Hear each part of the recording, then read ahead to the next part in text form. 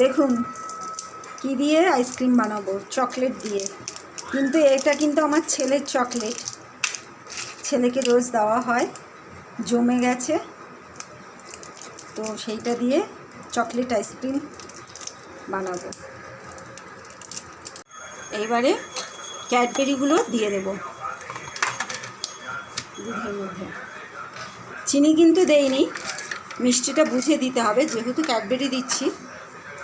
তারপরে একটু মুখে দিয়ে দেখতে হবে মিষ্টিটা হয়েছে কিনা।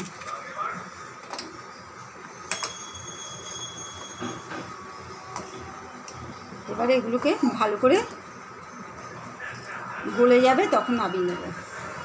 এরকম হয়ে গেছে, একদম আইসক্রিমের কালার এসে গেছে। এবারে ঠান্ডা হবে, ঠান্ডা হলে তারপরে ফ্রিজে রাখা হবে 4-5 ঘন্টার জন্য, জিনিস অ্যাড হবে। ঠান্ডা হয়ে গেছে, দেখুন রঙটা কত সুন্দর এসছে, দেখুন কত সুন্দর রঙটা এসছে। এগুলো হচ্ছে কাজু বাদাম, দেখুন আর্ধেক আর্ধেক করে ভেঙে নিয়েছি, এগুলো দিয়ে দেব সবগুলোর মধ্যে।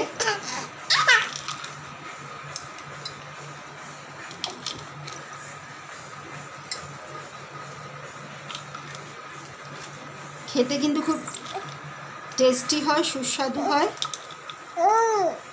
আপনারা বাড়িতে ট্রাই করবেন, কমেন্ট করবেন। আমার গোপু সোনার ক্যাডবেরি মানে প্রসাদ ছিল, সেগুলোকে জমিয়ে করেছি। এবারে দুধগুলো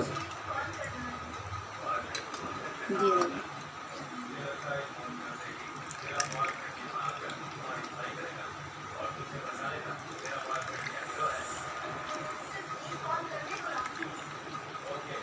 দেখুন কি সুন্দর বাদামগুলো ভেসে উঠেছে, মানে সব জায়গাতেই ছড়িয়ে যাবে।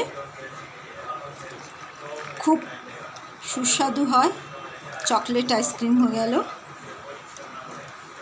এমন কিছু সময় লাগে না, ঘরের জিনিস দিয়েই হয়ে যায়।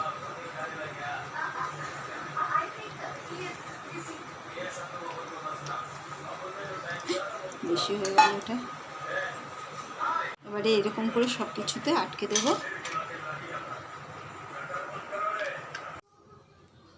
বন্ধুরা দেখুন, এইভাবে কাঠিগুলোকে গুজে দেব, এইভাবে কাঠিগুলোকে এক এক গুজে দেব, দিয়ে 5 ঘন্টার জন্য ফ্রিজে রেখে দেব।